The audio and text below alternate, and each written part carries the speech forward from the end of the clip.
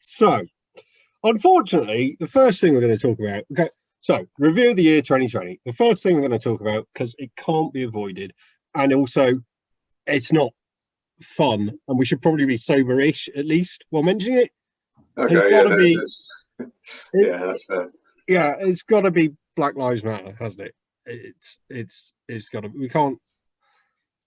Other than COVID, that was the big event of the year. The horrific murder of George Floyd, followed by the American police refusing to arrest or even in any way censure the policeman that murdered him, and followed by some of the really impressive demonstrations, including the Minneapolis, the city where George Floyd was murdered. They burned the police station down, which is impressive, to be perfectly honest. Yeah. However, there were some fun bits that came out of that, which we can move on to nice and easily.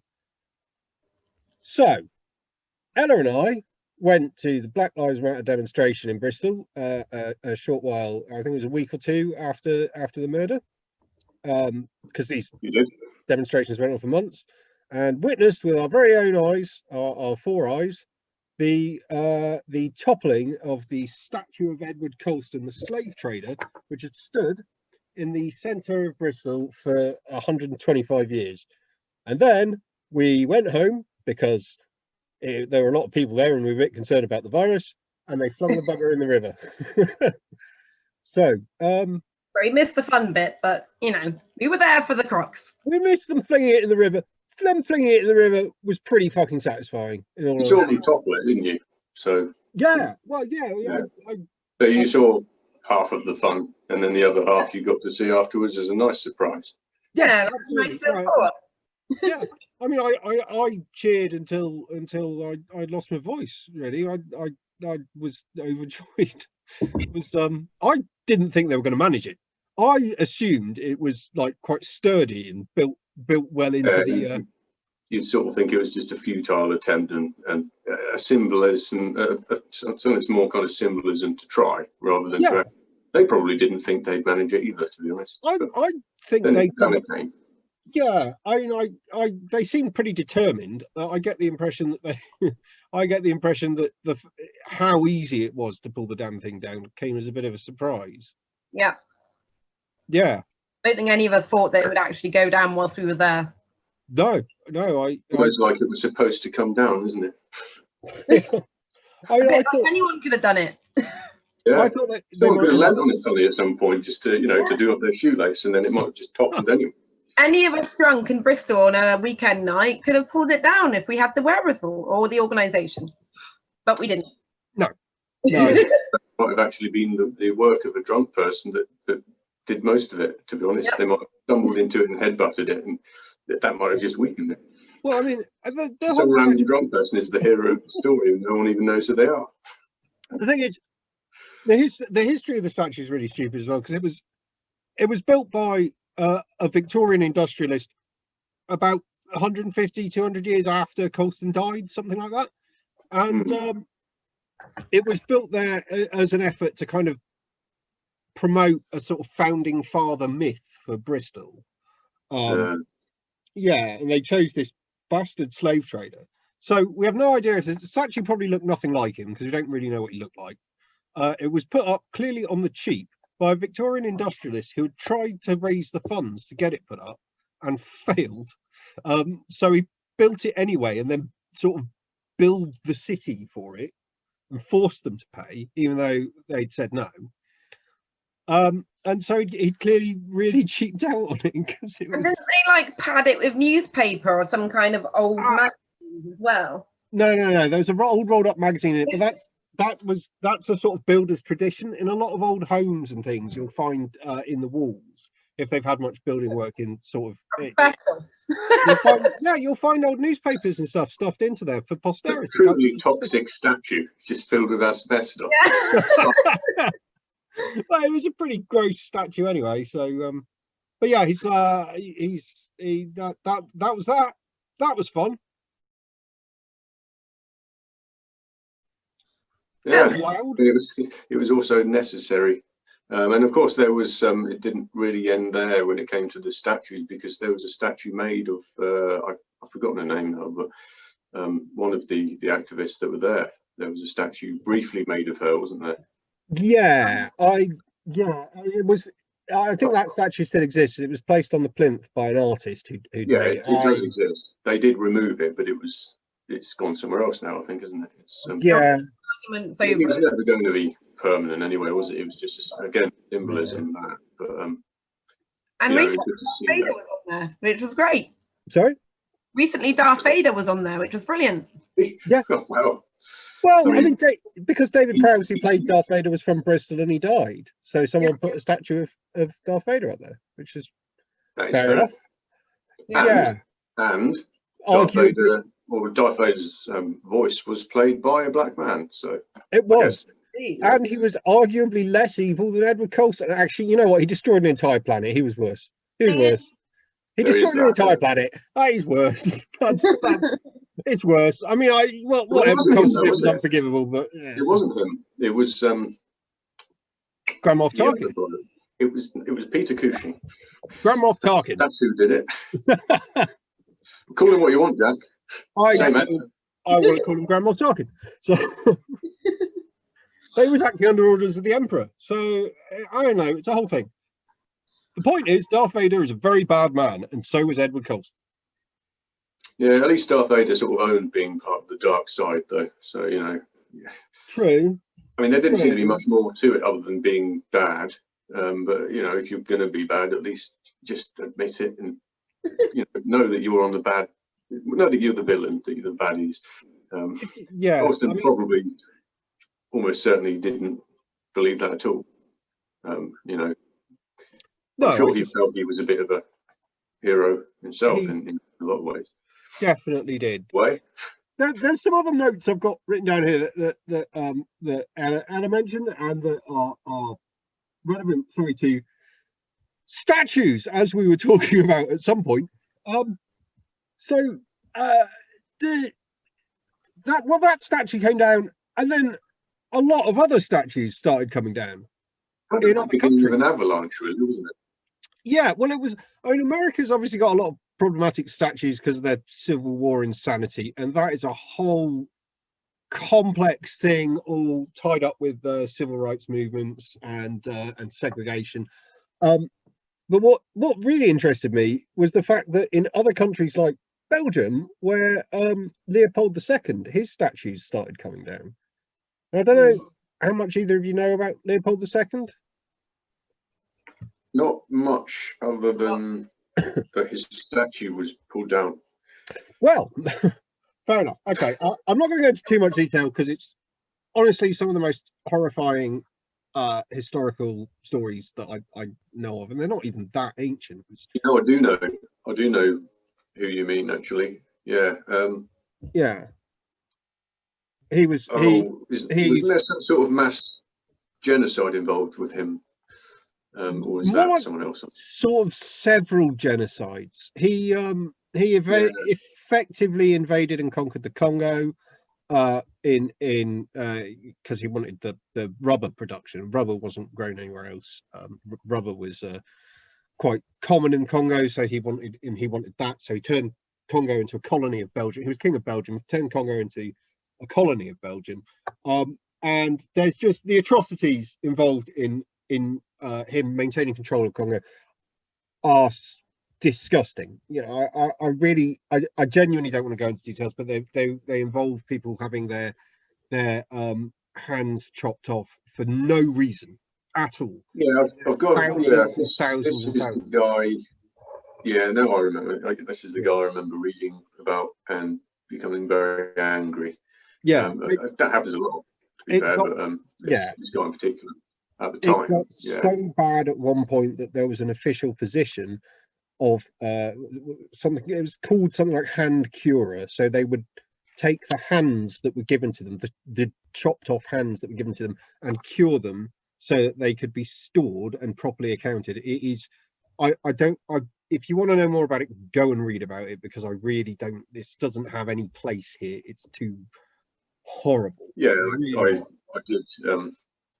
Obviously, when the Colston statue and the rest of it was all going on, there was an article about Leopold, and I do remember reading it. And yeah, he was an evil man. More than enough, really. It was a bit like a knock-on effect, really. Once one statue went down, they all sort of started coming down. It was like dominoes, really, wasn't it? It was like a big game of dominoes. Everyone was like, "We don't have to stand for this anymore. Let's pull everything down." Well, yeah, I mean, and it probably in some cases started to get out of hand, like all things do. But you know, the general idea. I'm not sure that certainly. I'm not sure that it did. I can't think of any specific examples where it did, but no, they pulled down statues of Columbus. Columbus was a genocidal monster. They pulled down statues of. The problem is most of these people in the past were. Most of the people we give statues to were, but the thing is with Columbus, Colston, and Leopold II. Okay, with some of them, there are arguments to be made that okay, so I've heard the argument made that Julius Caesar took a lot of slaves and committed genocide, which he did. And he was probably a terrible human being. And I think he was. He was also undeniably an important historical figure. He was also undeniably an influential historical figure. And he also had other stuff going on. He wasn't just a genocidal lunatic or just a slave trading maniac. But Colston was just a slave trader. There's nothing else about him. Leopold was just a genocidal bastard.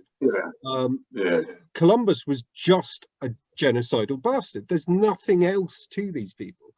And I suppose you could argue Columbus was kind of an explorer, but he didn't even discover America. That's just a founding myth that people have made. Yeah, I mean, exploring is one thing, but if it's sort of if it culminates in genocide, then it kind of takes a back seat to that, doesn't it? There's no. Doesn't really deserve the mention if it all ends in genocide. You could say, well, Hitler, and you know, here we go with Godwin's law, but obviously this was going to happen.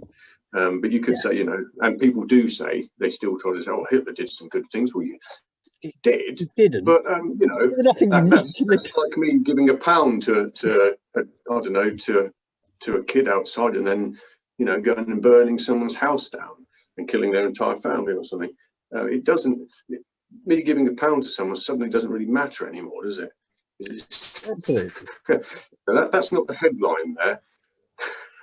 So yeah, I think if you're going to go exploring countries, unless you just go and explore, you know, and maybe, I don't know, do some trading or take some things to these people to say, you know, thanks for having us. Usually we just take stuff from them, though. That's how colonialism works. That's unfortunately the way that it actually went, isn't it? That's what they did. They just went and took instead. And then maybe if it all went a bit wrong, they would then say, oh, well, okay, well, should we trade? Well, it all, They never did that. No, I mean, it all went, all of it went wrong eventually. None of it went right forever, because otherwise we'd still have empires all over the place, and we don't. Well, I mean, the discovery of America certainly went wrong, because now, you know, up until recently, Trump as the president. What were you saying, Anne? Didn't some guy called Hitler win an election recently? Yeah, in Uganda. His name was Adolf Hitler. Like, actually called Adolf Hitler, and he didn't change his name because he thought that his dad. Well, apparently, apparently Hitler's his middle name. His first name is Adolf, and his last name is something else. I forget what, because to be honest, when your first two names are Adolf Hitler, you do forget the rest. The other notable thing about the year of our Lord 2020 is fucking COVID. Oh yeah. Yeah. I mean, that's been the backdrop to the year, hasn't it, really? I prefer to just restart the year and forget the COVID, what happened. And this year doesn't count in any way to anything. It doesn't count. You don't get older. Nothing you had booked happens. It doesn't count. This is a blank year, which didn't happen.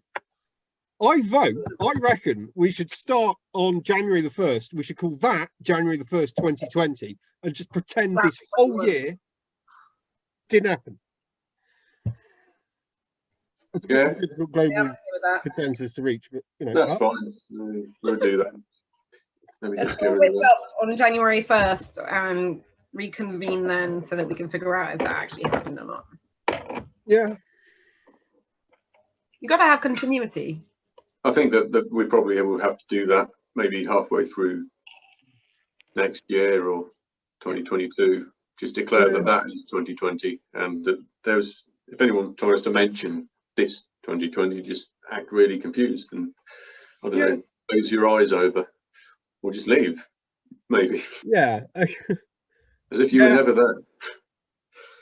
And then re-enter the room and say, should we try it again?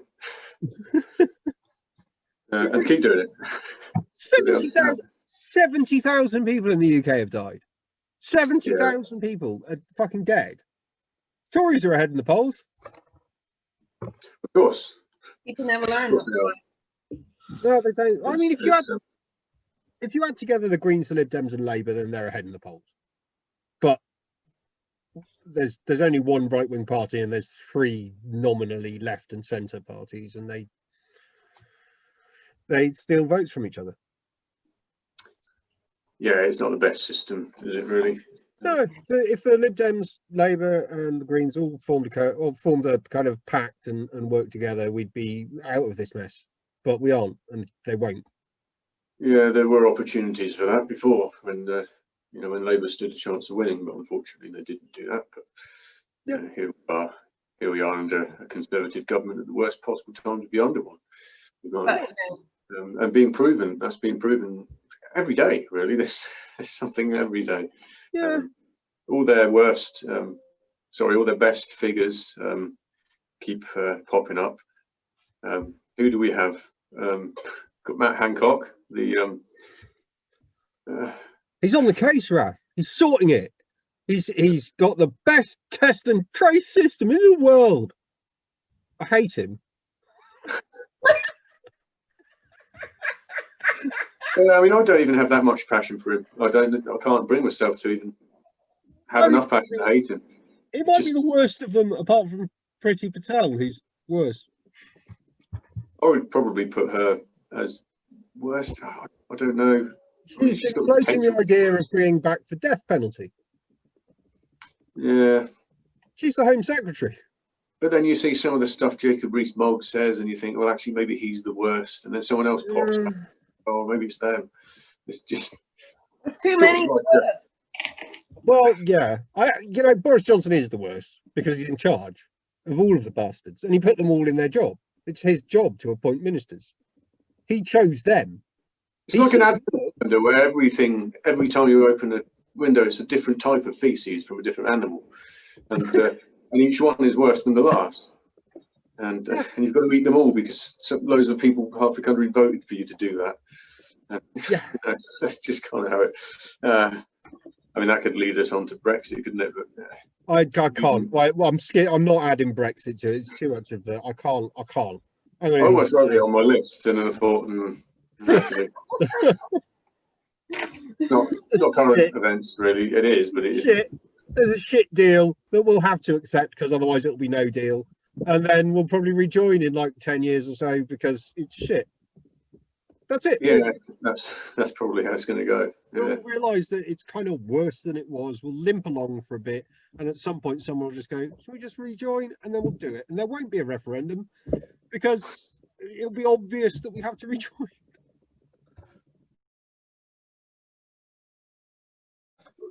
So then, the first lockdown. That was shit. It was just long.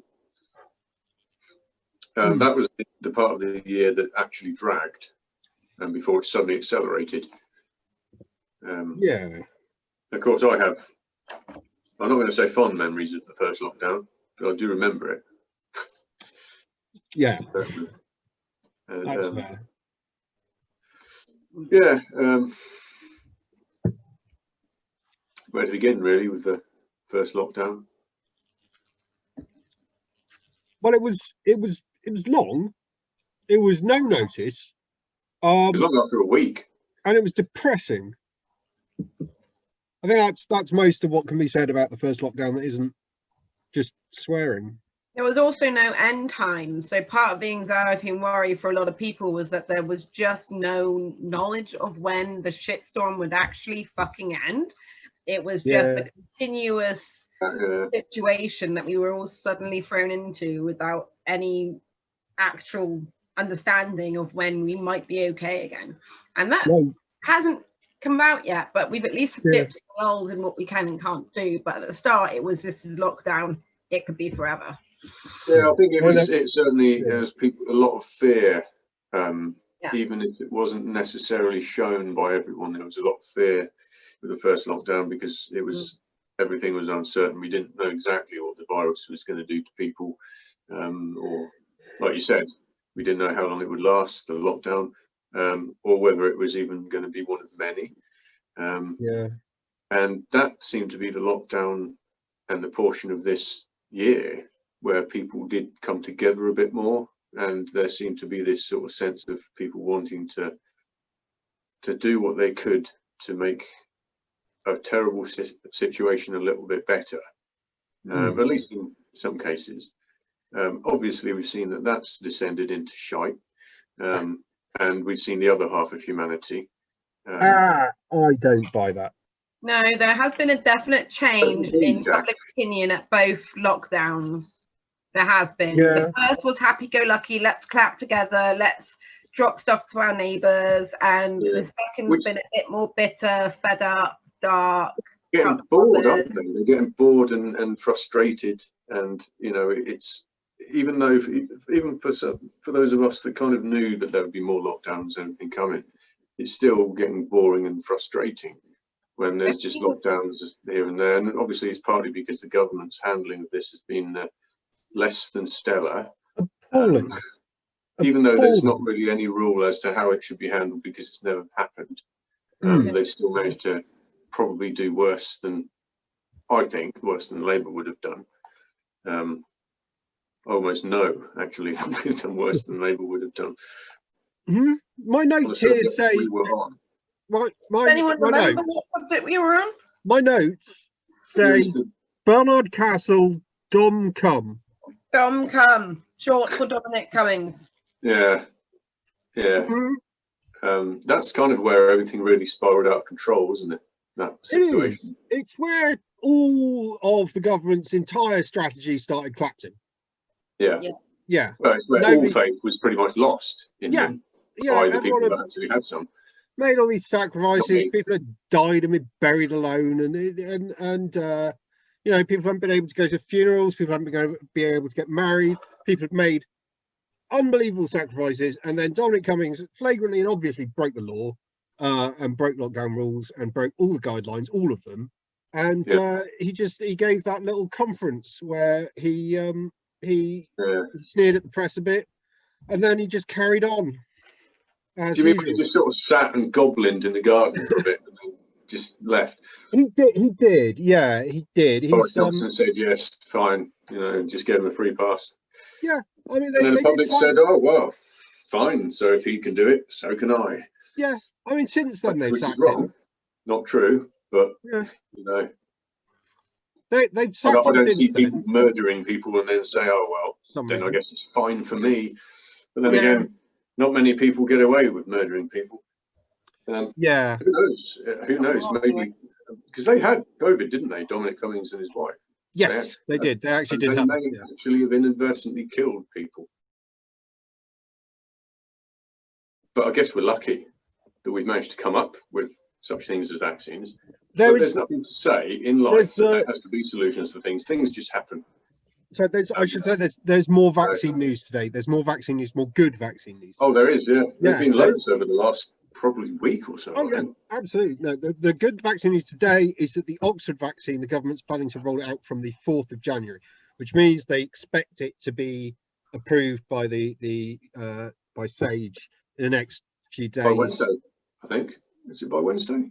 Something like that, yeah. So we should see that. We should see, and that's the big. I mean, I know the Pfizer vaccine is great, but it's a game changer. Is the Oxford? They've actually improved the formula, I think, as well. So it's actually slightly better than originally it was going to be. Yeah, it's unalloyed good news. It's great news, and that's going to be the big game changer, because it's easy to transport, easy to store, easy to distribute, easy to make. It's cheap, and Not we've got only that, millions of not doses. only that, I think that there's a lot of people that don't trust any vaccine. Yeah, we can discount them for the moment. yeah, it's all right. They can just I get the seed. believe there are also people who don't trust the current Pfizer vaccine because it's American. I've heard that talk somewhere quite a few times. I would take any of them. Those people, at the very least, may not have such a mistrust for the Oxford one, because it's from their country. You know, it's something they can have some pride in. It sounds ridiculous, but you know how some people think, and it makes sense in that regard. So we're proud of the British vaccine, which is slightly less effective than the American one, but cheaper, which just says it all, really. But it's British. But it's British. It is also a lot easier to, it's a lot more practical. It just is. I think it's practical for every country to sort of try and have their own one because of the transport issues. Yeah, true. I mean, I know that Oxford's vaccine is like they are planning to roll it out worldwide. You know, I'll say that the Pfizer one's American. Obviously, it's German, really, isn't it? But the company is American. Pfizer is German. BioNTech is American. BioNTech's German. Pfizer is the American. Well, Pfizer's the brand. I thought it would be the other way around. But Pfizer is the brand. BioNTech is the actual the lab that actually made the. I was going to say the virus made the vaccine. The vaccine, yeah. And the two like that will have all the conspiracy theories piling on, wouldn't they? Go. I mean, you can give them even more ammunition by pointing out the two main sort of researchers, the two real brains behind it, are a married couple of Muslims, of German immigrant Muslims. They're Turkish Muslims, yeah. Well, no, they're Turkish origin, but they're German. So it's gonna. I mean, it's a real international effort that just fucking shows you, man, how much of a piss heap this fucking journey this country's on, of being all isolationist, and it's just to do with that. But the current situation with all the lorries and trying to get to France. Yeah, I know that's not directly related to Brexit, but it's a bit of an omen. We're going to be seeing more of that sort of thing for sure. Yeah, I don't think to that degree, and I feel really sorry for a lot of those drivers. Yeah, me too. Because they completely missed Christmas Day altogether, and will miss most of Christmas week. They probably didn't get home. Did either of you two see the fantastic? There's this fantastic moment where a local sort of Sikh community rallied round and made sort of hot meals for them all, and took them and distributed them to the drivers that were. I think I did hear about that actually. Yeah. You get a lot of that, and it does go so massively underreported a lot of the time. It's part of the Sikh sort of I don't know about religion, but tradition. It's part of the cultural sort of. I've seen Muslims do it a lot though. Sikhism. Muslims have done that a huge amount as well. I'm trying to give specific examples, but so the churches, but we tend to ignore them as well in the UK. Tend to ignore them all because. Well, yeah. I mean, there is that, Yeah, but and then, yeah. Anyway.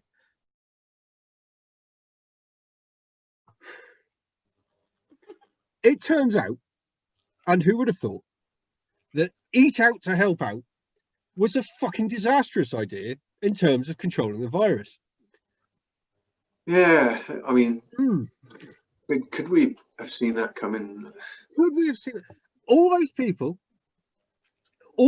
of those people, including me and Anna, because we went out and ate half-price food quite a few times, going to restaurants which are not ventilated with all the other people. To be fair though, we weren't actually checking that the ventilation was at US level. We weren't going in and going, hey look, the windows are open or not. So that's probably here or there. but encouraging people to go out as much as possible and mingle as much as possible. It does seem What's like a shit plan? a slightly counterproductive strategy, doesn't it? On the face of things and on everything else, really. Yeah, it did mean we could afford some nice food. That's kind of how it feels, at least, and did right from the get-go. I'll admit I've been to a couple of pubs, and they were very. I'll go out for a Scotch egg. What? I'll go out for a Scotch egg. You went out for a Scotch egg? Yeah, substantial meal. Got to get your priorities in check, obviously. Substantial meal. We went to the pub a week ago. A week ago. Scotch egg, then that is quite substantial. Get one of the good quality ones. We were in tier 2. I'm trying to think where we had a meal at a pub, and it was said bloody lovely. We had a meal at a pub. It was fucking fantastic, and we went home, and now it's tier fucking 3. It lasted like a whole week, didn't it? Tier 2? 2 For weeks. us? 2 weeks. We got to the pub once. Was it like 5 days? It might have been about 5 days. I can't remember exactly. It was just. I don't think we did. Can't decide which fucking tier we're in. We didn't even manage to get to tier 3. I think we just skipped straight to tier 4. We were dumped into that at the start of not lockdown, but we were dumped into that. I'm just treating tier 4 as just a complete lockdown, really. There was a period between the whole country will be back in lockdown again soon, anyway. Yeah. No, there might be a tier 5. And you know what that means? Yeah. It means we'll go outside and there'll be cars everywhere and people walking around all over the place, because that's what happened last lockdown. All but for a week. Yeah. I think Bristol did quite well, though. I remember seeing tier 1. Rapidly completely empty. We were in tier 1. I managed to put on a kind of an almost pseudo nightclub in October, and then there was a second national lockdown. I wish I'd been able to come to that. I thought at the time, I thought, well, it's probably going to have teething problems. I'll give you some breathing space for that one, and it was also a bit inconvenient for me to be able to make it. I mean, I thought, we did have some teething problems. It worked out really well, actually. It was really nice. But then you just dove headfirst into tier 3, I think it was. Yeah, then we went into lockdown, came out of lockdown, and we were in tier 3, which is basically lockdown. Then we got moved down to tier 2. That was it. We had that meal in a pub, like I mentioned. It was bloody lovely. And then now it's tier 3 again from Boxing Day. So for now, yeah. I mean, we need I don't think we're coming out of this until the vaccine's rolled out properly. Well, not with this new variant of virus. It's like it's fighting back now, isn't it? It's like, oh, you got a vaccine, have you? What's that? You got a few vaccines? No, I've got a few mates. So, and they're bigger than me. I mean, this is I'm really worried about it, genuinely, because if the R number goes up as much, they say it increases the R by about 0.7 by about 0.7, which doesn't sound like a lot, but that takes it above 1 in all circumstances. It means we're fucked. There's no way to control it. If it increases the R as much as they suggest, we cannot control the virus. We can't do it. Lockdown won't do it. 70% more contagious. The one that's been discovered in this country, I think it began in Kent. I think it started off there. But but there's also this South African variant, which is apparently even more contagious somehow. I'm not sure how that works exactly. Maybe it's just you sort of wake up and then you've got the virus. I wish they stopped putting countries' names to it. It exists. Yeah, we need to remove countries' names from this because they're not. It doesn't matter where they come from. I would like them to just call it A 2020B or something. Because when it don't matter eventually anyway, because it will be everywhere. Yeah, I know, right? Right. Two people had it. They quarantined 2 people who've come back from South Africa. Different variants will emerge in different countries, and they will certainly all be similar, because that tends to be how these sort of viruses mutate. They either get milder or they stay the same, but they get more contagious generally. If it gets milder, they get more deadly. That's how the Spanish flu pandemic ended. It just mutated. It mutated into a more contagious but much milder. Was it more contagious but it was much milder? Well, it did mutate into a more deadly form, I think, at one point, but I believe that was mainly because it was more deadly for a different demographic of people. Yeah, but then it kind of mutated back into much further into a much less deadly version. That's why it ended. There was no vaccine. It was just. I need to learn a bit more about the Spanish flu because, despite all the wealth of information and how interesting it is, I've never actually got around to really properly learning about it. But I mean, you know, it's the same. It's the same as this. It's exactly the same. Technically, the American at the moment, they're saying that the vaccine shouldn't be affected by these new variants. So hopefully that will remain the case. But obviously, the longer it is allowed to go around, the more chance there is of it becoming more deadly to younger people. And this is the thing, you'll start to see certain people will start to take it more seriously once they're at risk of dying. Because of the selfish nature of some people, it's about them. If they don't personally know anyone that at particular risk, then they don't really care. But if they're at risk, or their kids are at risk, suddenly they care. Or if they don't, they'll probably die. I mean, in some ways that solves a problem, doesn't it? But it's not a problem that we want to solve. Well, not that way, anyway.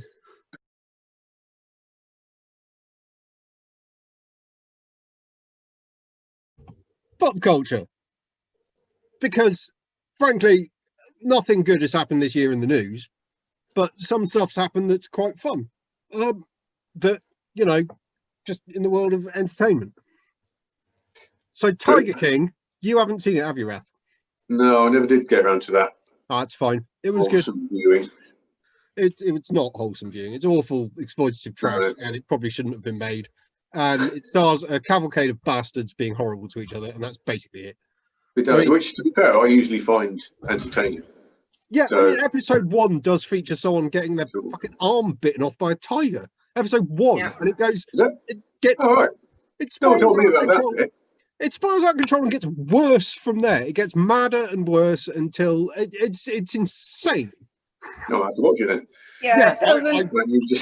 You actually just sold me on it. I wasn't really interested in Exotic Joe, whatever the hell his name was. Oh, there's Joe Exotic. There's so much murder. There's murder, arson, lots of crime, so much crime, and a bizarre cult. It's certainly something. Anyway, lots of questionable parenting. So much questionable parenting. Anyway, the worst thing is that's still one of the staples of 2020. All right, so let's talk. I don't know, video games. We'll talk video games because that's something that a lot of people have been doing to occupy their time. Me included, Ella included. I'm guessing you too, Rath. We've all had a lot of time on our hands. You know how I said that lockdown's really not been all that different for me? Yeah. Kind of why. That's what I do. Yeah, I play games. I like to see it more as that I like to, I escape into other worlds. But sure. Most people don't really look at it like that. But I'd like to think that now games have perhaps been not taken more seriously, but sort of, got a better reputation. Well, they have. I don't think they've quite managed to become the high art a lot of people think they are. I don't think they ever need to be high art, do they? No. But I mean, there are some museums. There are some that kind of scratch the surface of high art. Things like what's it called? What Remains of Edith Finch. I'd say is very art. Is a high art. There definitely are. Yeah, there's no question as to whether they are, because that is just art is very much. We're not going to go into what art is and what makes something. But games are. But what Remains of Edith Finch is art. You can't play that and then deny that it's art. But the game, honestly, the game that has been taking up a lot of my time and that I've enjoyed the most and that's helped me through lockdown the most is probably Doom Eternal. Because I haven't played it yet. I need to get it, but the first Doom 2016 is fantastic. So Doom Eternal's just out on Switch now. It's there. It's on Switch. Yeah, I don't know why, but it is there, and the original. Yeah, I mean, they're not. I wouldn't want to play them on Switch. There's no need. I've got an Xbox. I've got a PlayStation. I don't need the Switch version. It's literally the inferior one. But it's nice that it's there for people who don't have spoilers anything for else. everything, by the way. I'm going to spoil the shit out of all this, but it's Doom. Who gives a fuck about the plot of Doom? Right, There's no story. there is, Story but that an it angry doesn't bloke matter, turns up and and I ignored it. There are demons. Kill. That's the plot. That's what you need to Angry do. man appears wearing a helmet, bicycle helmet, There are demons. and kills everyone. And towards the end, it switches it up a bit, and you invade heaven, and you punch God to death, and it's fucking amazing. It's Again, just you amazing. just told me on something else now. It's just, First, I should watch Tiger King, then I should play Doom Eternal. yeah. Amazing. I finished You it. off me now. I finished it for like the third time again this year today, and it's I haven't just even completed the first one yet. it's the sense of motion and speed and power that comes with it is great. Obviously, it's just a power fan. It's a naff, infantile power fantasy, but it's so much fun. It's so stupid and so ridiculously exhilarating. And Ella knows, she's heard me cackling in the corner a few times. It's quite satisfying hearing him cackle so happily. Oh, it is one of those games where you just start laughing when you're playing it, and then you look back and you think, that's not a good sign, really. But I'm enjoying it. We're doing the pop culture review, so I'm going to go to a weird colour. Okay. There we go. I already went a weird colour for some reason. I just look like I'm boiled today. I don't know what's going on. No, not red. Not blue. Yeah. So yeah, Doom Eternal is a lot of. No, that's weird as well. I don't fucking know, man. Just make it change colour on its own, and then there is a setting where it changes colour in gradient. Yeah, I think it's on. That's what you want. It can look like you're at night. It'll change colour. Yeah, it's doing it. So yeah, Doom Eternal has been just an absolute fucking blast. Honestly, it's kept me sane because it's given me some adrenaline in a year where there is you don't get anything. It's just they need sort of a nightclub simulator, really, don't they? In a year where nothing happens. Oh no, that's Cyberpunk, isn't it? The nightclub simulator. Well, now Cyberpunk gets my early access game of the year award. Should we come back to Cyberpunk? I think we should come back. We should come back to Cyberpunk. That kind of deserves a segment, really, doesn't it? I think we'll get on to Cyberpunk. Yeah, we'll get on to Cyberpunk. Sort of an ongoing thing that hasn't really ended yet. So anyway, Rath, what have you been playing most this year? What have you been doing that's you seen? Well, certainly recently, and this probably won't surprise anyone. The only thing that might be surprising about this is how long it's taken me to actually start playing it. It's a game called Sea of Thieves. Sea of Thieves. Okay. Yeah. It's basically the most piratey thing that you've ever seen. I mean, it kind of name really gives it away, really. So I've seen Assassin's Creed 4. Yeah, this is even more piratey than that. It's if you combine all of the Pirates of the Caribbean movies with the ride and Peter Pan and Pirates, and all the Peter Pan films and all the pirate things that have ever existed, including all the pirates that existed, the actual golden age of piracy, and also Sid Meier's Pirates and Assassin's Creed 4, then it's a bit more piratey than all of those put together. It's really piratey. Okay. I hate this. Sorry, light's changing again. The irony is that it'd be a difficult game to actually pirate because it's an online game. Oh. So there is that, but it's highly amusing. It's just great fun, to be honest, going out on the high seas with a few friends and commanding a ship, and then just basically running away from all the other players constantly. That sounds pretty good. That's kind of what we've been doing because we're a bit shit at it. But, there's been a lot of dying involved. So lots of that. Like all online games that I play. Anything you can imagine pirates would do, you kind of do that, really. You go around looking for treasure and digging that up and then killing skeletons, because that's what pirates did. If you remember that part of history. And of course, yeah. It was probably the bit I like most about the golden age of piracy, all the skeletons. All the skeletons, the dead captains that used to be there. And that documentary, Pirates of the Caribbean, Oh yeah, I remember. Yeah, Yeah, with those real characters that really existed. yeah, I remember that. There were several sequels. Yeah, yeah. No, Documentary. that was because they found more out about the golden age of piracy. They made more discoveries. Okay. You know, when they discovered the Flying Dutchman. Yeah. Wow. Davy Jones, I guess, as well. Davy Jones, yeah. Davy Yeah. Jones, yeah. They discovered him, and some other stuff. Jones. There were like 5 of those movies, man. I watched like the first one, and it was. There was 5, yeah. Right. There was 5. And the first one was the best by quite a shot. Yeah, I don't know. I haven't seen any of the others. No, Can't be asked. they're okay. Are they? Are they? Or is the costuming quite good? Because I know you, Rath. I know that it's. There are elements. There are elements to They all are of them that are fun. good. But the first 2 really, Okay. the only ones that are really that good. All right. So, okay. So Ella. Yeah. We What both have you been know playing, very Ella? well what you've been playing, Ella. No, What have you been Jack. playing? No, Jack. Let her tell us, just Okay. in case we don't know. So I've only just turned this on. My Switch says, but you can't see, but my Switch says 13,000 hours or more on Animal Crossing. 13,000. You sure it doesn't say 1,300? It can't be 13,000. It says can't be 1,300. Is that different? 1,300 is It's different. quite different. 13,000 hours is 10 times more than that, Ella. Well, I don't know. Numbers doesn't mean anything to me. You'll So, It's a get bit like there. when people think millionaires are the same as billionaires.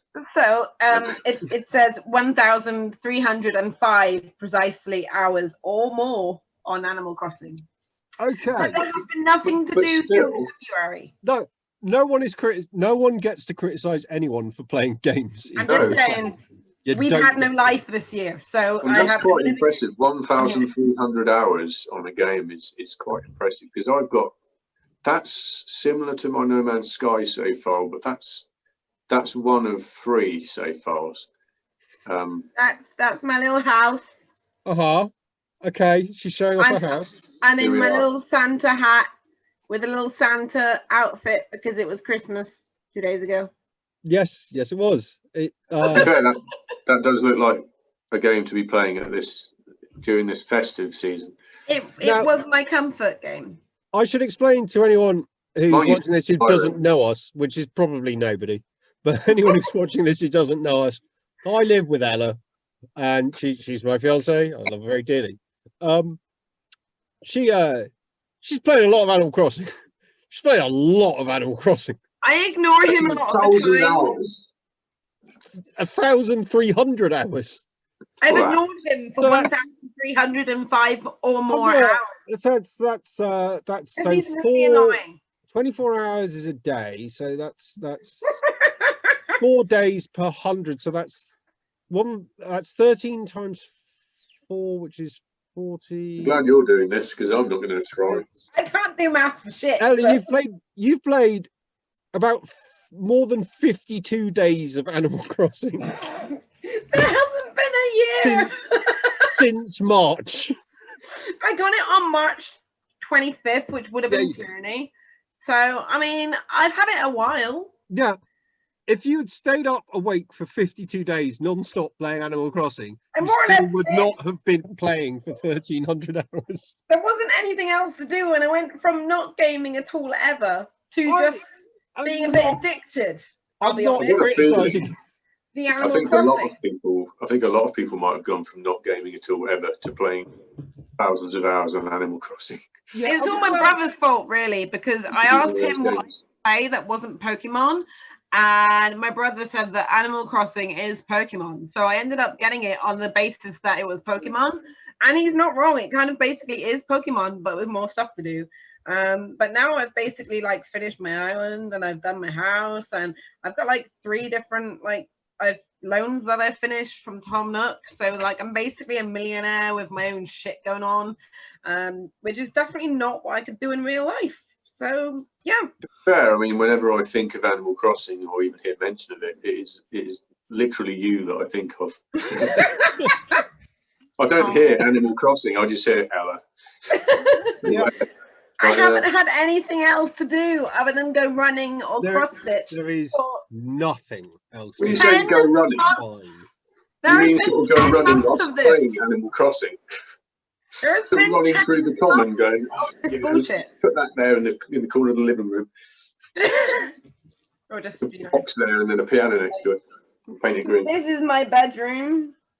I've got like a little magic circle rug, and I've got like Jingle Bell socks up there. And I got a little hamster because when I was young, I used to have a lot of hamsters because they didn't last very long on account of them being hamsters, which have a short lifespan anyway. It's nothing to do with how I looked after them or anything. But shuttle up, Rath. We'll be here a while. And adored hamsters. So in my little Animal Crossing world, I've got like a little hamster, and I got a little bar, and I got a little wardrobe. Is that a Christmas suit? I've got some. I am in a Christmas suit, and I've got. You see, that's me in my Christmas suit, and I got my like room, and this is me being drunk and not being able to organize where my character is going. So I've got like a bed and some bars. Is that a little cacti?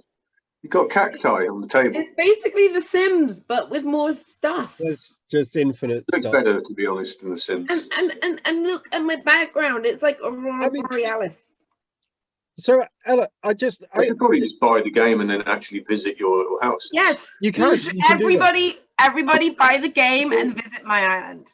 I understand you can chop people's trees down and come at them with an axe. Is that Only true? if you're best friends, and I will not best friend you if you think you can do that. If you best friended me without knowing I was going to do it. Yeah, but I know now. Right, There's no will. doomed your plan, mate. You've lost the element of surprise. I'm on to you. Hey, Skyrim, it's fine. No later than that. Also, I mean, it does seem like it's. You seem to you've made quite a few sort of friends. You've kept in touch with friends playing it as well, because it's an MMO. It's got this multiplayer element, this online element. I've got like mom groups and raid groups and all sorts of crazy groups of people that I've met just because they like the game, and that's great, because what we needed during the first lockdown was community. We needed a way to feel connected to our friends, and for us that was a way. I've got a feeling, I mean, I don't have the figures, but I've got a feeling that Animal Crossing is probably, I mean, partly due to it, luckily for them, coming out just at the beginning of the pandemic, might have been the game with the most simultaneous players ever. I'm sure it's by far and away more than say. Hang on, there must be stats about this. I think it's probably. I don't know if this is the case or not, but I would guess that it was the reason for Twitch being so ridiculously difficult to get hold of. Because Switches for a while you couldn't get hold of them at all, because everybody got the same idea and decided to buy a Switch. I was one of those people because I got my Switch in April. Yeah, it was March. I did get a Switch. I managed to get one eventually, but it was a little later on, I think. And you got yourself different games. I have different games on there now. So I have Pokemon, I have Tetris, and I have Assassin's Creed. She never plays any of them. Iris.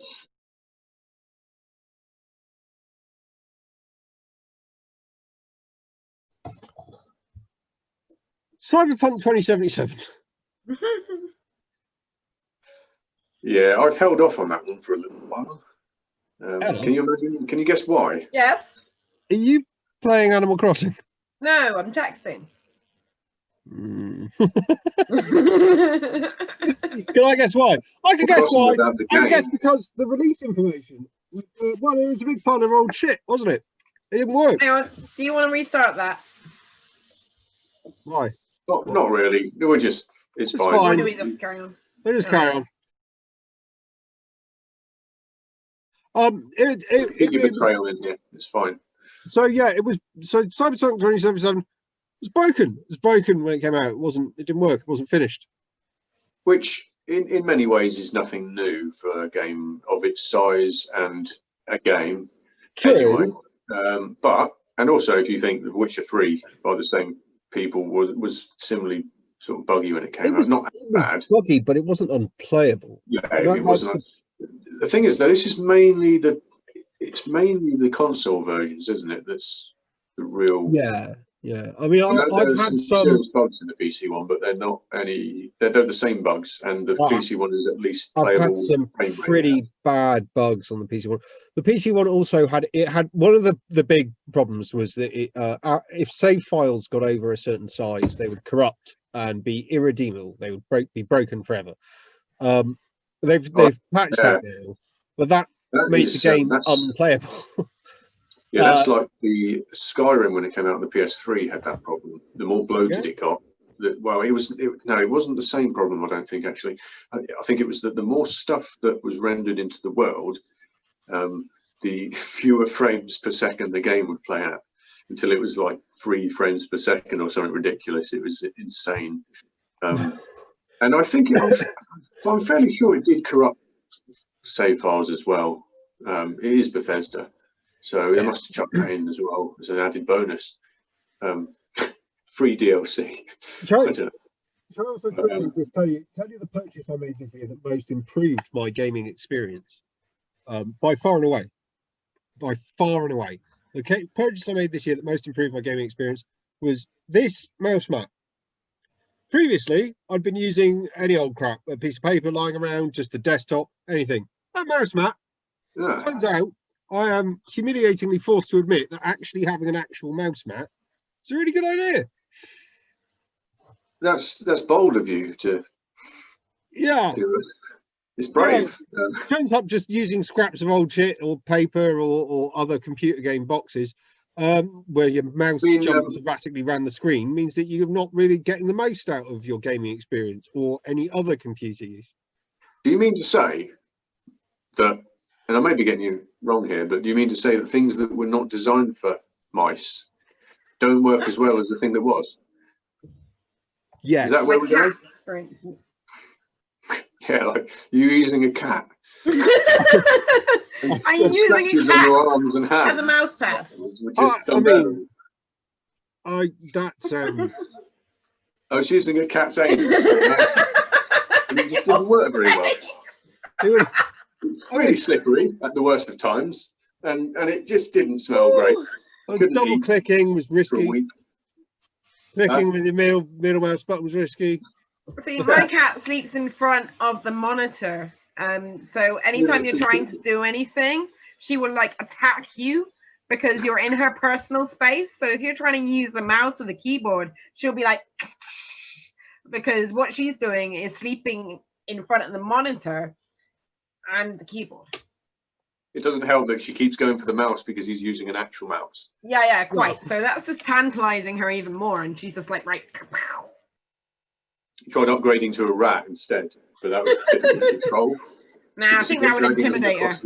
Look, can't be having that. One of those sort of London sewer rats that kept dragging out the door. Obviously, I'm not this insane. You need something much more like reasonable. You need something that you can at least plug into a computer somehow.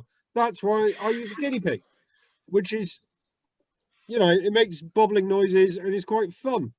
You don't own guinea pigs? Not anymore. Replaced them, haven't I? This mouse mat. Yeah, they're a bit of a disaster, really. They promised a lot and have not delivered it. But the game itself, using a mouse mat as a mouse mat would actually be a sensible idea.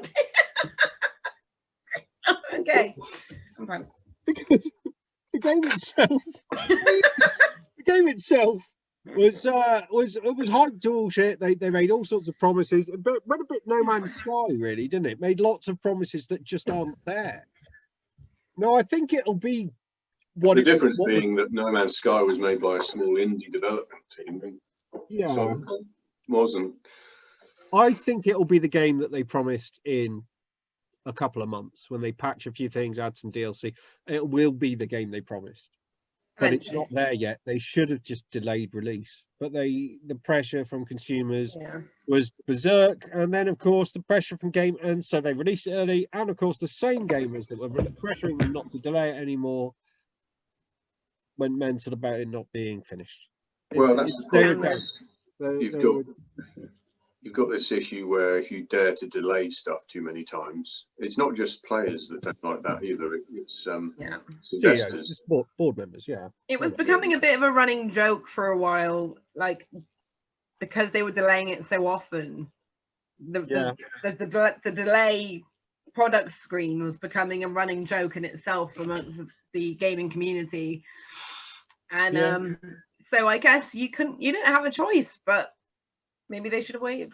I mean, I have to be honest, in it, I've got to defend it a bit. I'm getting on a motorbike and driving around the city in game, and just seeing how far you can go. It's enormous. It's such a massive game, and everything's just full of something to see. You know, it's this. It's got, hasn't it got like a desert around it as well? Yeah. There's outskirts, and there's a massive sort of landfill site, and which doesn't sound that great, but honestly, it's astonishing to look at. And, it's just this scope to it is really quite something. It really is quite breathtaking, and sometimes it looks when it's all working properly, it's gorgeous. You know, it looks stunning. And then you turn around too quickly, and there's a man who looks like a melted jelly baby, and a car that looks like a brick. And everything sort of goes a little bit N64 instantly. Yeah. And at one point, I was just driving along on my motorbike, and I crashed into this helicopter thing that's supposed to clearly have been flying through the sky, but had instead flown down, and then I crashed into it, and then it flew straight underground into the street, leaving no trace of its existence. It's broken. And I mean, at least one thing is that it's given way to some amusing videos on YouTube to watch. So there is that. Yeah, and like I said, it's stunning. It's my other early access game of the year, because Cyberpunk 2077 is an early access game. If you see it as an early access game, that's what you're getting. That's kind of how I'm looking at it. I won't be buying it yet. They should not have said it was ready. They should have said it was early access. But my other early access game of the year is Subnautica Below Zero, because funnily enough, having a bit of a swim is really quite relaxing in a terrible pandemic year. It's been really nice. In that game, of all games, yeah, even in that game. Yeah, even in that game. If you want a relaxing swimming game, get Absu. Oh, I've played Absu. It's it's very pretty. That's rather more relaxing purely because you can't be killed by things. Yeah. The great white shark that's in it doesn't kill you either. Yeah. I understand there's a few things in Subnautica that will. There's a lot. Most stuff, really. In Subnautica Below Zero, there's also the cold. So while you're underwater, you might run out of oxygen. If you go onto the surface, you might freeze very quickly. I mean to get it at some point. I'm strongly I don't think it runs especially brilliantly on the current consoles, so I'll probably wait till the next slot if I can get hold of one, because that's an issue as well at the moment. Yeah. You know, Well, I suppose it's not like you've been spending money on much else this year, though, because no one has been, because we haven't. No, but I won't be paying scalpers for any of their wares. Absolutely not. And if you do, then you're at risk of, if it breaks, you can't necessarily even get it replaced. You might just have a brick. So you might even literally get a box full of bricks. I've seen that in the news. So none of that sort of nonsense. So I'll just wait till next year. I've got so many games to play. I'm not desperate for a new console, and to be honest, there's not any compelling enough reasons to own a new console yet. Anyway, no, there's not a lot. There are no actual games out for them yet, really. There's a few for the PS5, but there's nothing for the Xbox Series X that you can only get on that. I don't think there's anything. So it's totally pointless. Maybe if I saw one in Curry's or something, you know, in a weird scenario that I was just walking around Curry's, you know, maybe I'd buy it. Probably would.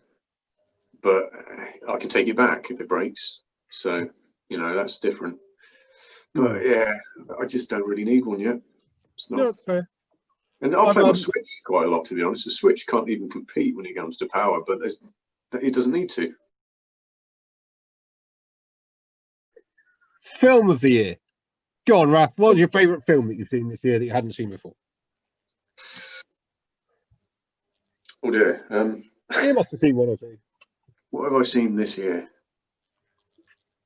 I would need to go on Netflix. I'm really, honestly, absolutely dreadful at remembering films that I've watched because I don't watch that many.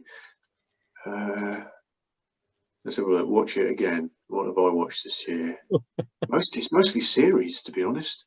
No, that's fair enough. What TV then have you seen that's what TV have you seen then that kept you company and kept you going? Well, I watched The Dark Crystal, most of it. I still haven't quite finished. I haven't finished it. I haven't started. 2 episodes left. Yeah, I think it is very good. Having learned that it hasn't been renewed for a second season. It was essentially cancelled. I guess that's kind of why I stopped watching, because I didn't want it to end. It's that good. Yeah. Okay. It is very good. I watched Cobra Kai, the first series, which is also very good particularly if you like the Karate Kid films, which I did. What else? The Witcher, was that this year? Yeah, that was this year, I think. Hang on, was it? Yeah. Again, that was very good. Hang on, I'm just going to check that was actually this year. I think it was. Yeah. It was 2019, the 20th of December. So technically, no. Yeah. But, it was the 20th of December, 2019. We'll call it this year. It's more or less. I think most Actually, of it. We won't call it this year because we do not want to give 2020 any more credit than it has absolutely just nothing. We give it nothing extra. 2020 does not get that. So, what else you watch? I've started watching a series called Humans. I don't know if you've seen that. It's about synthetic people. It's sort of set in a different version of present day. It's like sci-fi, but not set in the future. And the idea is that I heard it was quite good. Versions of people as sort of tools to do things. Really, it is good. I've seen the first series. It was good. Currently on the second one. Recommend it. I'm sure there are issues with it that people will find. I seem to be one of these people who doesn't tend to see these issues half the time. If I'm enjoying something, I just think, well, a lot of people had a problem with Altered Carbon because it wasn't something or other. I know the book's supposed to be better, but I really quite enjoyed Altered Carbon. I thought it was good. That's fair. Yeah. Okay. That was a couple of years ago I watched that. I haven't seen the second series yet, but I will watch. Rath. Films. We need to hear films. What film have you seen? Films I barely really watched. You must have watched at least one film. Come on, multi-billion budget things that. Multi-million budget things. I watched Christmas Chronicles the other day, but that's a kid's film. That's right. Actually, that was really good. Did you watch Christmas Chronicles 2 as well? I heard that's better actually, but I was watching the first one because I'd heard it was very good, and I thought, this is a very good kids film. Yeah. It actually is decent. The first one is really good. The second one is plot good, also ethnically good, if you can count that as a thing. But the both of them, like as in ethnic casting, is very diverse. Quite diverse. I really like them both. I watched them all the other week actually, and it was just really nice films to watch. And the little elves were a bit like gremlins. They were terrifying. I was taken back when they appeared because wasn't quite sure what to expect from the elves. Every Christmas film you watch, the elves are different. I'll tell you what is a good film for both adults and children is a film called Clouds. It's spelled with a K. It's an animated film. It's a Netflix one, but it is. I thought it was very well done. It's one of those films, a bit like Shrek, where there's a lot of adult jokes that kids. It's sort of a family comedy thing. Gotcha. Yeah, it's good for everyone. What was it? I enjoyed it anyway. So I've got the I've got it up here on Netflix. I see that animation style is actually. I can see why you like that. That's quite a you animation style. I think Nicely done. You know, it does. Well, they had a very unique way that they created it as well, animation wise. It's done in a 3D way made to look 2D or something. I can't remember. There's like a featurette on it. But yeah, it was. I recommend it for a Christmas film that everyone can watch. I mean, talking of children's films that turn out to be that they're a thing that we ended up watching this year.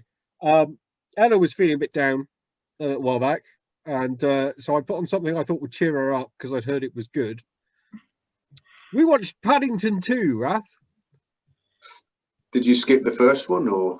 We skipped the first one because I understood that Paddington 2 was better, and we watched Paddington 2. And you know what, Rath? It was really fun. Bloody marvelous.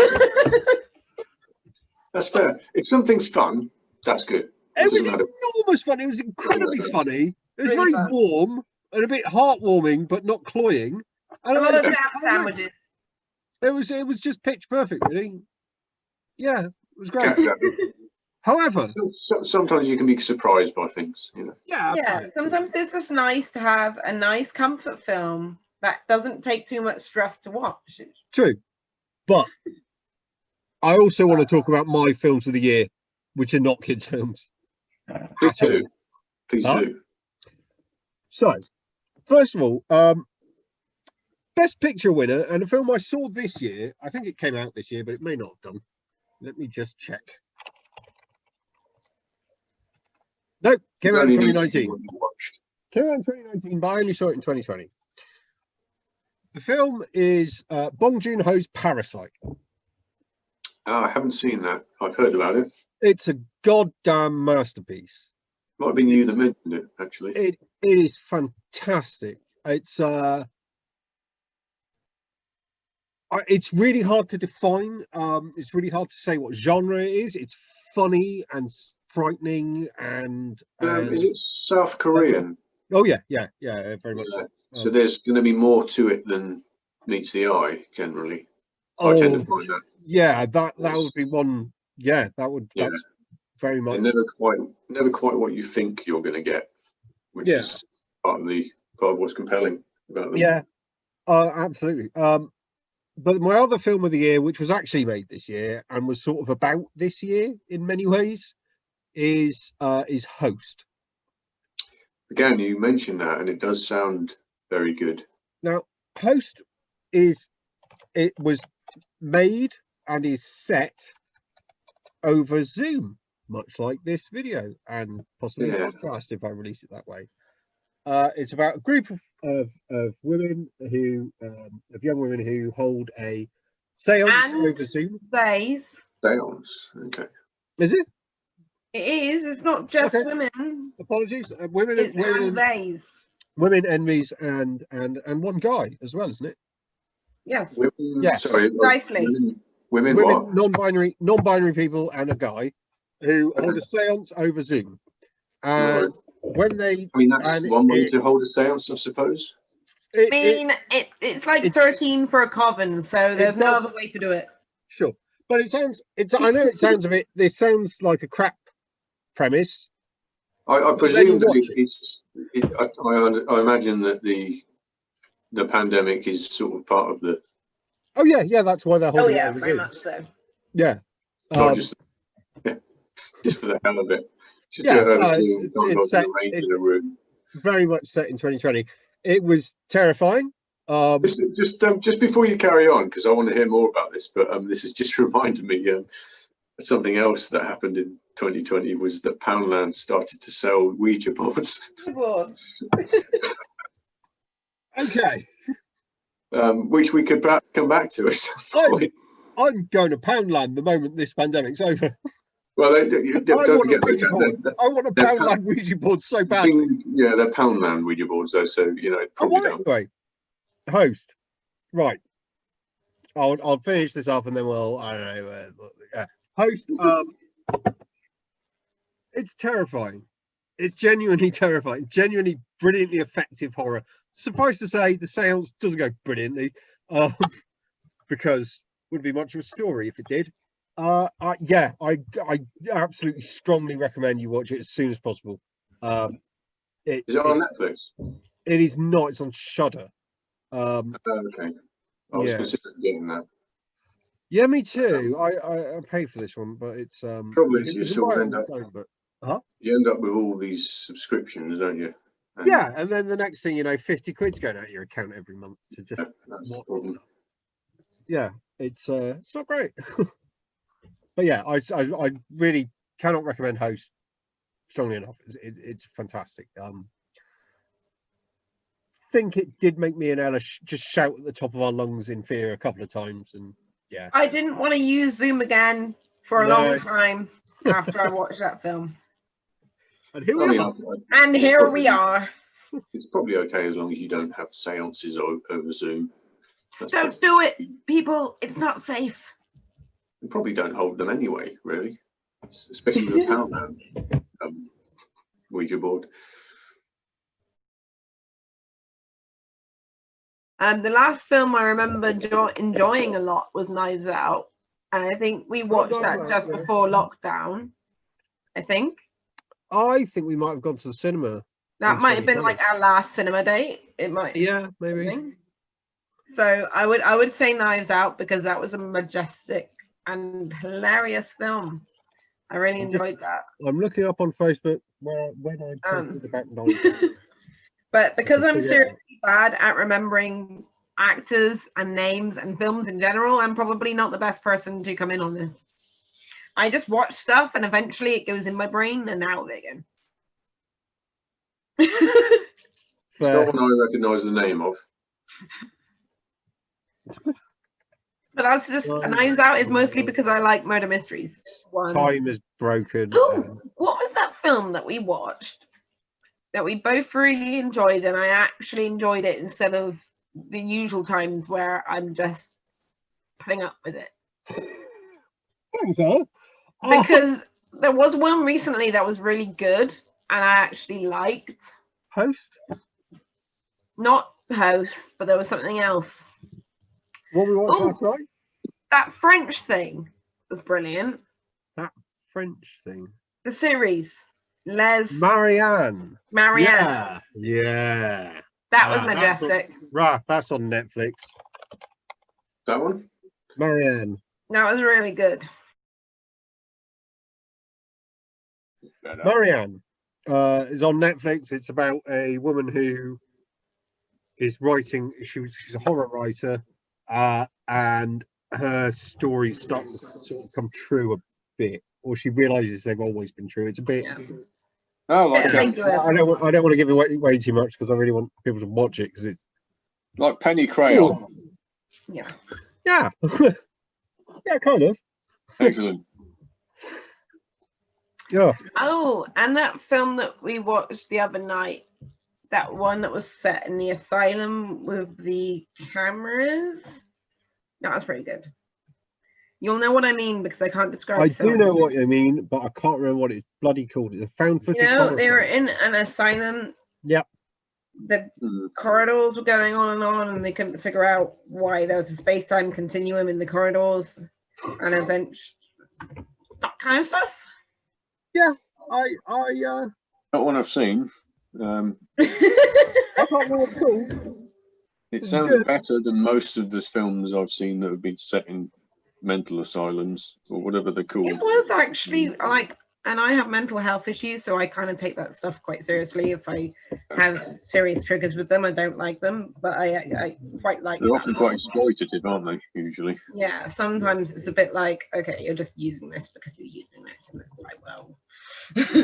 But this one was actually quite spooky. We both jumped quite a few times. There's only really ever been one, I think, that I've really liked to the point that it's probably my favourite horror movie. It's called Session 9. Session 9. Yeah, and it's just so well done because there's so much more to it than just being some sort of supernatural nonsense. Yeah, it's incredibly creepy. Session. Yeah, it's the way the building becomes a character, the main character of the film, really. Yeah, and it sort of absorbs everyone into it. Yeah. I don't want to obviously say too much, just in case someone who's watching it might want to see it, but I highly, highly recommend it. I also actually I recommend watching it a few times, because you see stuff, you sort of pick up on stuff more the second time, perhaps second and third times you watch it. But it's just, yeah, can't give it praise enough, that film. And I also recommend, after having seen it, read some good reviews of it as well, because they can make more light. And there's a documentary about the making of it that I recommend as well. So yeah. I will. I've seen it. I will show it to Anna at some point, because I think that's on Netflix.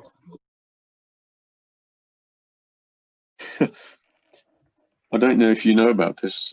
I certainly didn't when I saw it for the first time, and I had to look it up and verify that it was actually real, and also verify that it wasn't April the 1st. Okay. I don't know if you've heard of this, the KFC console. Now, I've heard. Yeah, I've seen a picture. Yeah, so have I. What? Yeah, What? which made it more confusing, because it made it look more like it was a real thing, which it is.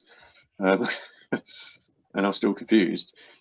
Yeah. And when I say KFC, obviously people are going to think of, you know, the chicken, the popular chicken vendor, and they would be right to do so, because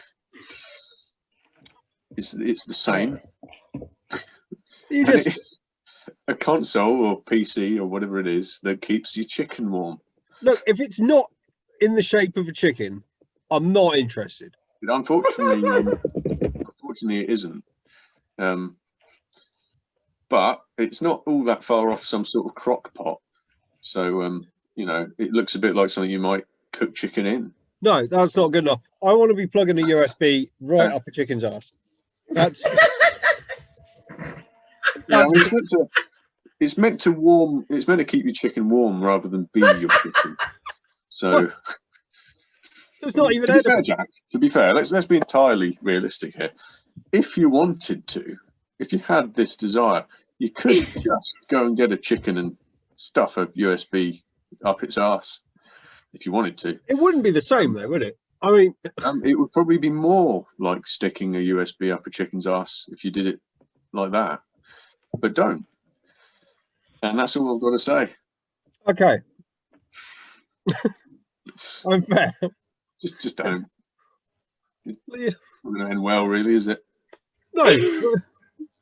KFC going into the console market is a bit of a surprise for me, to be honest. I don't have to stick in a picture of the KFC console here, because yeah, just in case there's any doubt. There were not enough unbelievable things this year. I've just googled it, Rath. What is happening to the world? Well, I think that really this is a culmination of 2020, isn't it? This is where we are now. This is we lost Sega gaming machines when Microsoft entered the market. We're gonna lose, I don't know, Sony probably. If KFC really make a go of it. Well, I mean, when you put it like that, yeah. If things get hot, yeah. So let's see. Sony might check it out. The latest titles in stunning 4K, 240 frames per second, with a built-in chicken chamber. See, that's where it starts to fall apart, isn't it? That's where it starts to not sound like you expect. There's giving messages. I mean, who's going to buy this? It's all going quite well. I mean, 240 frames per second? Yeah. It's all going quite well. Stunning 4K, 240 frames per second. 1 terabyte SSD? It's not 1 bad. terabyte SSD and a built-in chicken chamber. Yeah. And that's when you reread what you just read. Yeah. Just in case. Just in case it's something different to what you think you read. The KF console. Yeah.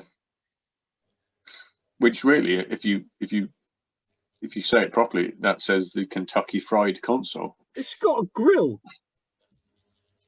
Grill? What is happening?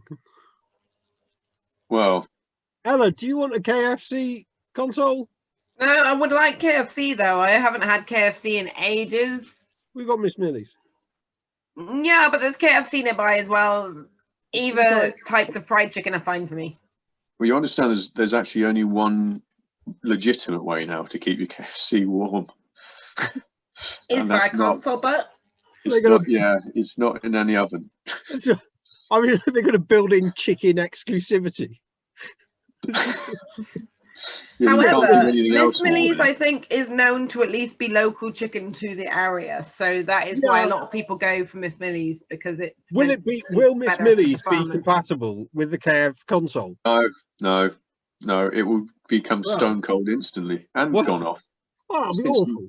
Food poisoning, basically, is what you'll get out of that. That's Yeah. that's bloody dreadful. I mean, You'll also, leave the room with cholera. what sort of chicken lays an egg that contains a KF console? I mean, this whole thing strikes me as absurd. There's always the question, of course, of what came first, the KFC or the console. Well, The answer, of course, is obvious. It was the KFC. maybe So it's they- not a question that well, really we needs to be don't asked. know that. They might have been frying all their chicken on a PS5. So, Rath, moving on, because you had a list and we've got to item 1. I did. I mean, that was, to be fair, probably the best one. There Well, was it's a pretty good one. that was the most amusing one, at least. There's the ancient street food shop that they've discovered in Pompeii, That was cool. where Yeah. there's actually bits of ancient food that they found in the pots, That is remnants, pretty fucking cool. which is an astonishing story. It's So we've awesome. gone from something that was hilarious, but to something that is actually genuinely interesting. Yeah, It's well, hang really on. cute. I love that every picture had an animal, and it was like super cute. Okay, so there's some quotes from ancient Pompeian graffiti.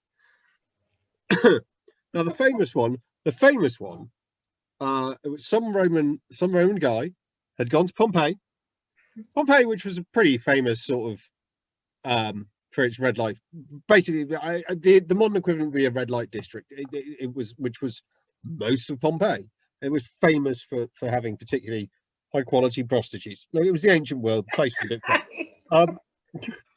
So number 1, a piece of graffiti found in Pompeii. Weep, you girls, my penis has given you up. Now it penetrates men's backsides. Goodbye, wondrous femininity. Now, The Romans. So romantic. a piece of graffiti directed at someone called Theophilus. It says, Theophilus, don't perform oral sex on girls against the city wall like a dog. Seems like wise advice. You never That's- know what background they come from. There's a story there. Clearly. Not the dog. Previously, it was only dogs doing that. Another piece of graffiti, to the person who keeps sitting here, beware of the curse. If you look down on this curse, may you have an angry Jupiter for an enemy. Like the person that leaves their dog shit all over your lawn when you know that they do that every day. I think they missed a trick there by instead of They should saying, name them. they perhaps could have said, "May you have an angry Jupiter for an enema." That's hilarious. We two, best friends forever, were here.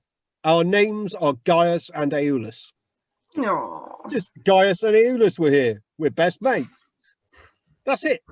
That's a brilliant. People have never changed, have they? Ever? Not really. No. Hard to have best mates.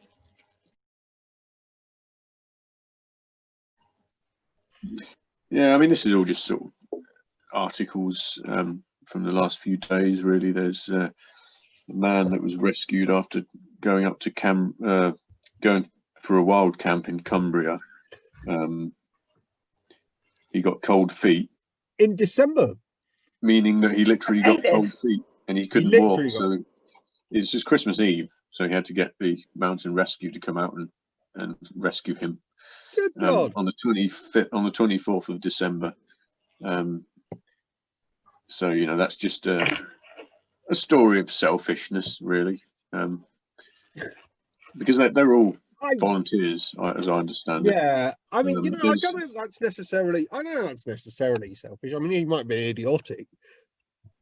Yeah, I think it's just a silly time to do it, though, isn't it? Why would you do it Christmas Eve? Yeah. Maybe there was nothing else to do. Well, I mean, yeah.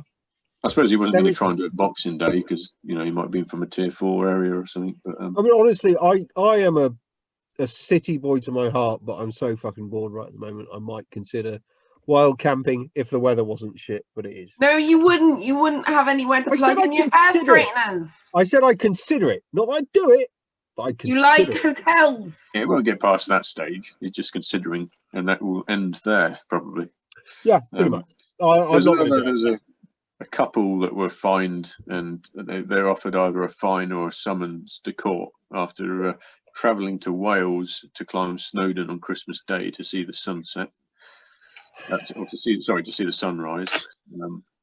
Now, of course, Wales has been in a lockdown for a week, I think. The vaccine is here. It's here.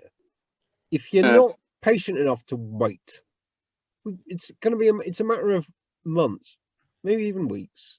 Are you patient enough to wait? We've all seen your status update. I am because now I know it's coming. Vaccine.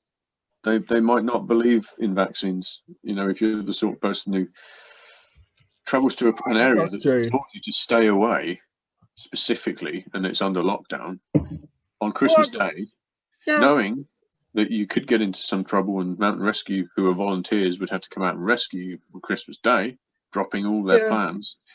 You're probably a bit of a dick.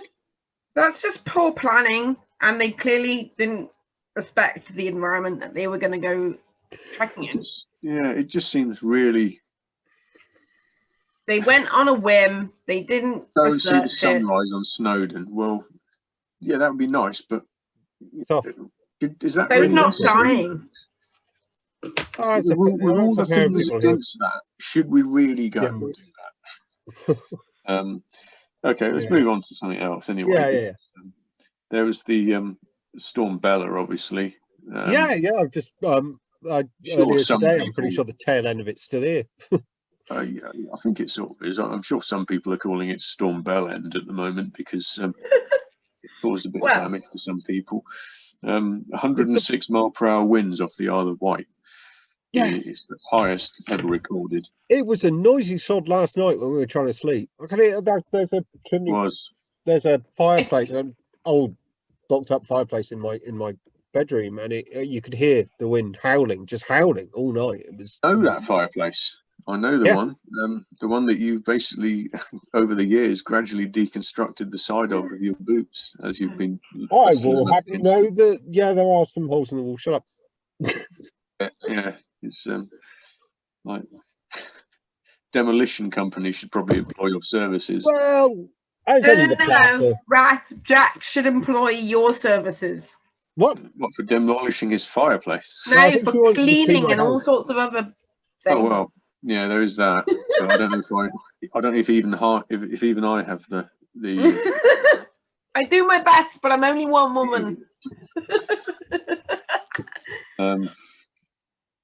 But yeah, it was certainly a bit of a storm. My mum has an ornament that she has in the garden. And I say ornament; it's like a garden ornament, obviously. And that was in 3 pieces when we found it this morning.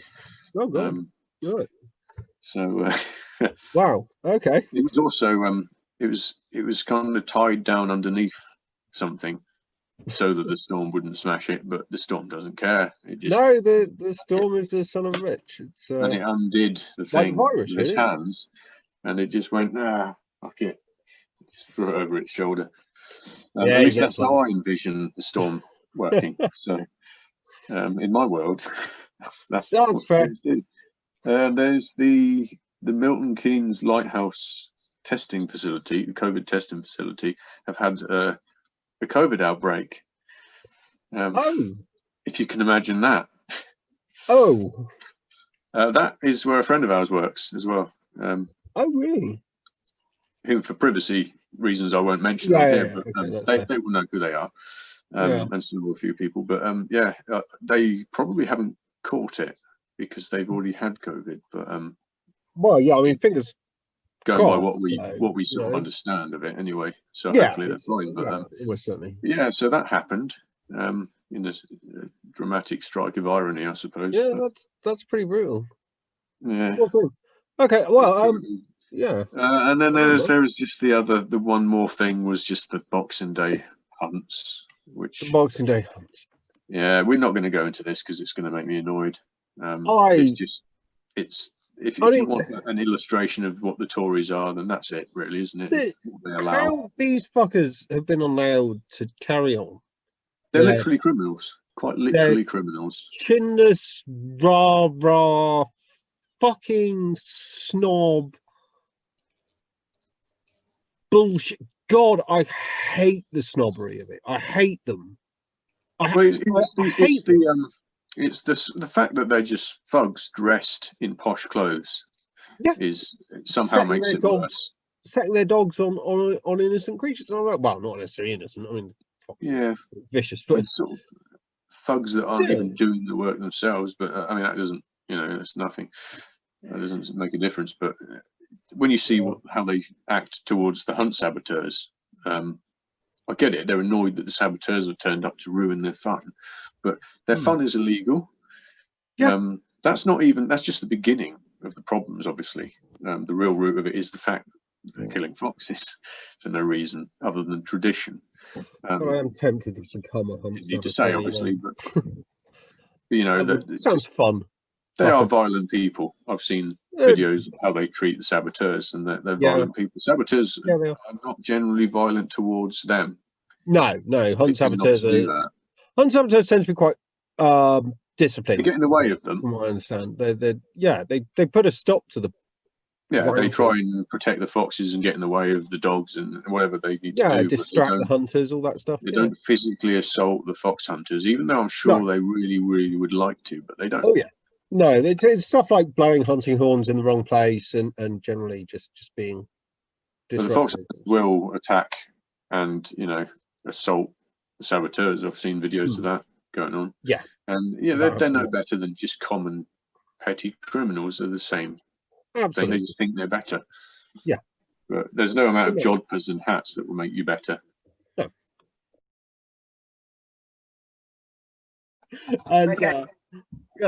So my thing was going to be bizarre news stories of 2020. Rath has already technically covered one because I was going to mention the Ouija thing. The what? The Ouija thing. But the Ouija board. Yep. So I'm going to start with, we had a weird statue theme that went on from the beginning of this year and morphed into monoliths. And then it morphed into Grooten statues. Now, do we want to guess what happened to the Grooten statue? The what?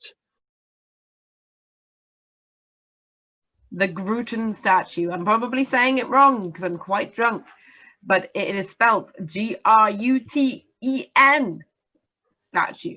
Don't Google it. I see you. Grooten statue. Stop Googling it, Dad. Do you want to know do you want to guess what happened to the Grooten statue? Okay. Quit Googling it. I can see you Googling it. I pressed enter. It's fine. I don't know what it is. We need to Google it because I don't know what it is. What happened to it though? If we Google it, it will hit the newsfeed. So it's mysterious. It's mysterious. Did it vanish and or appear? Vanished. It vanished. Okay. Is it a statue? Monolith in Utah. That was the monolith. This is a phallic statue. A phallic statue. Okay. Okay, so it's a statue of a penis that vanished. Right. Correct. I need more information here. But now they are missing it. I love how neither of you know what is going on. No, I have no idea what you're talking about. Yeah. When I Google Grooten statue, all I get is a statue of Groot from Guardians of the Galaxy.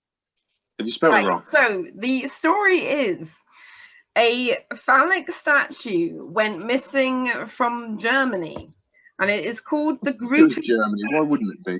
I knew that would be Germany. It just always is. It's a town called fucking in Germany.